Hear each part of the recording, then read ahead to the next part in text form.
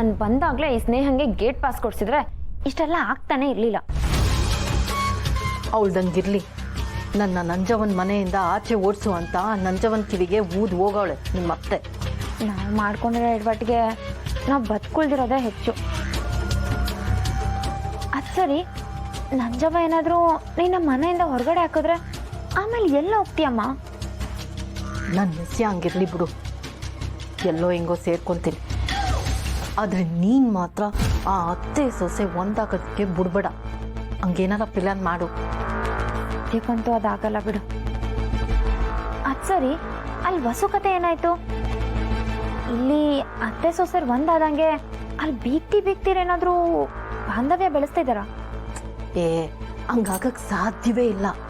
ಆ ನಂಜವ ನಂಜ್ಬಿಟ್ಟು ದಿನವೇ ಈ ಜಗತ್ ನಿಂತಂಗೆ ಲೆಕ್ಕ. ಆ ನಂಜವ ಬಂಗಾರಮ್ಮಂಗೆ ಬುದ್ಧಿ ಕಲ್ಸಕ್ಕೆ ಹರಸಾಹಸ ಪಡ್ತಾವಳೆ. ಅಮ್ಮ, ಮಾವಯ್ಯ ಬಂದರು, ನಾನು ಆಮೇಲೆ ಕಾಲ್ ಮಾಡ್ತೀನಿ. ಏನಾದರೂ ಇದ್ರೆ ಮೆಸೇಜ್ ಮಾಡು, ಫೋನ್ ಮಾಡಬೇಡ. ಸರಿ. ಯಾರ್ದಮ್ಮ ರಾಧ ಫೋನು? ಮಾವಯ್ಯ ನನ್ನ ಫ್ರೆಂಡು. ತುಂಬ ದಿವಸ ಆದ್ಮೇಲೆ ಕಾಲ್ ಮಾಡಿದ್ರು, ಮಾತಾಡ್ತಿದ್ದೆ. ಈಟೊತ್ತಾದ್ರೂ ಬಂಗಾರ ಬಂದೇ ಇಲ್ಲ? ಬಂದ್ವಿ ರೀ.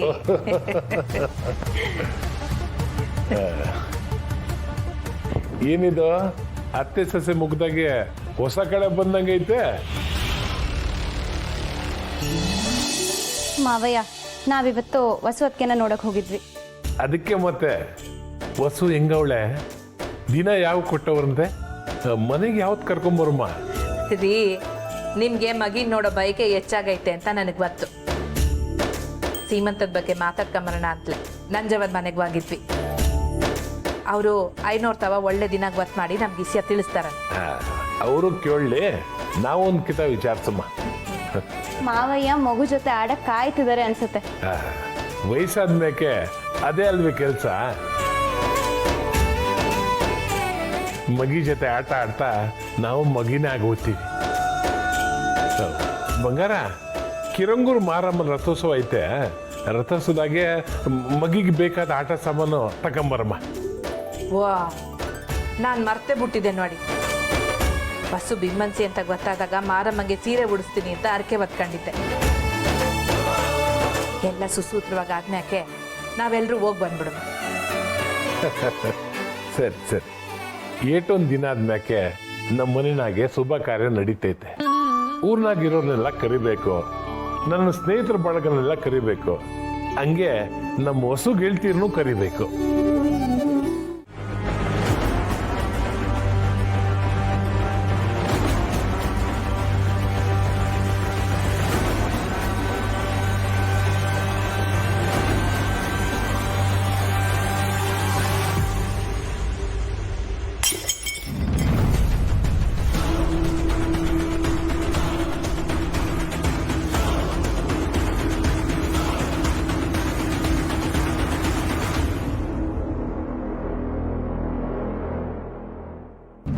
ಏನು ಹಾಗೆ ನೋಡ್ತಿದ್ಯಾ?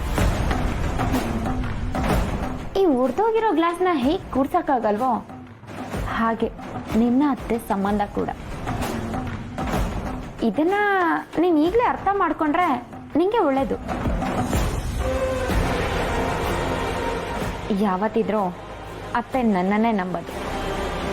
ಈಗಲೇ ನೋಡ್ಯಲ್ಲ, ನನಗೊಂಚೂರು ಸುಸ್ತಾಯ್ತು ಅಂದಿದ ತಕ್ಷಣ ಎಷ್ಟು ಟೆನ್ಷನ್ ಆದ್ರು ಅಂತ. ನನಗೆ ಒಂಚೂರು ಡ್ರಾಮಾ ಮಾಡಿ ಎಮೋಷ್ನಲ್ ಆಗೋ ಥರ ಮಾತಾಡಿದಿದ್ರೆ ಅತ್ತೆನೇ ಖುದ್ದಾಗಿ ಹೋಗಿ ನಮ್ಮ ಅಮ್ಮನ ಈ ಮನೆಗೆ ಕರ್ಕೊಂಬಂದಿರೋ. ರಾಧಾ, ನಿಮ್ಮಮ್ಮ ಬಂದಿದ್ರೆ ನನಗಿನ್ನೂ ಒಳ್ಳೇದೇ ಆಗಿರೋದು. ಅಲ್ಲ ಸ್ನೇಹ, ನನ್ನ ಮಾತು ಕೇಳಿ ನಿಂಗೆ ಹುಚ್ಚೇನಾದರೂ ಹಿಡಿತಾ ಅಥವಾ? ರಾಧಾ, ನಿನ್ನ ನೋಡಿದ್ರೆ ಪಾಪ ಅನ್ಸುತ್ತೆ. ನೀನಿಷ್ಟು ವೀಕ್ ಅಪೋನೆಂಟ್ ಅಂತ ನನಗೆ ಗೊತ್ತಿರಲಿಲ್ಲ. ನೋಡು ಸ್ನೇಹ, ಅದೇನು ಹೇಳಬೇಕು ಅಂತಿದ್ಯೋ ನೇರವಾಗಿ ಹೇಳು, ಸುಮ್ಮನೆ ಸಿಟ್ಟರ್ಸ್ಬೇಡ. ಹೇಳ್ತೀನಿರು. ನೀನು ಬರೋಕ್ಕೂ ಮುಂಚೆ ನಾನು ಅತ್ತೆ ವಿರುದ್ಧ ದಿಕ್ಕಿನಲ್ಲಿ ಯೋಚನೆ ಮಾಡ್ತಿದ್ವಿ, ಕೋಪನೂ ಮಾಡ್ಕೋತಿದ್ವಿ, ಇಂಡೈರೆಕ್ಟಾಗಿ ಜಗಳನೂ ಆಡ್ತಿದ್ವಿ. ನೀನು ಬಂದಿದ್ದು, ನಾನು ಅತ್ತೆ ನೇರವಾಗಿ ನಿಂತು ಮಾತಾಡೋ ಹಾಗಾಯ್ತು, ಜಗಳ ಮಾಡೋ ಹಾಗೂ ಆಯಿತು. ಅದೆಲ್ಲದಕ್ಕೂ ಮೀರಿ ನೀನು, ನಿಮ್ಮಮ್ಮ, ರಾಜಿ 3 ಜನ ಸೇರಿಕೊಂಡು ನನ್ನ ವಿರುದ್ಧ ಮಾಡಿರೋ ಸಂಚಿನ ಪ್ರಭಾವದಿಂದ ಇವತ್ತು ನಾನು ಮತ್ತೆ ಅತ್ತೆ ಒಂದಾಗೋ ಹಾಗೂ ಆಯ್ತು. ಇನ್ನು ಅದು ಎಷ್ಟು ಪಿತೂರಿ ಮಾಡಬೇಕು ಅಂತ ಇದೆಯೋ ಮಾಡ್ಕೊ. ಅದೆಲ್ಲ ಸೇರಿ ಅತ್ತೆ ಮತ್ತೆ ನನ್ನ ಸಂಬಂಧನ ಇನ್ನೂ ಗಟ್ಟಿ ಮಾಡ್ತಾನೆ ಹೋಗುತ್ತೆ. ನಗು, ಅದೆಷ್ಟು ನಗ್ತೀಯ ನಗು. ನೀನು ನಮ್ಮಮ್ಮನ್ನ ಈ ಮನೆಯಿಂದ ಆಚೆ ಹಾಕ್ಬೇಕು ಅಂತ ಪದ್ಮನ್ ಕರ್ಕೊಂಬಂದು ಸತ್ಯ ಹೇಳಿಸ್ದೆ. ಅದರಿಂದ ನಮ್ಮಮ್ಮ ಹೋದ್ಲೇ ಹೊರತು ನನ್ನನ್ನು ಏನೂ ಮಾಡೋಕ್ಕಾಗಲಿಲ್ಲ.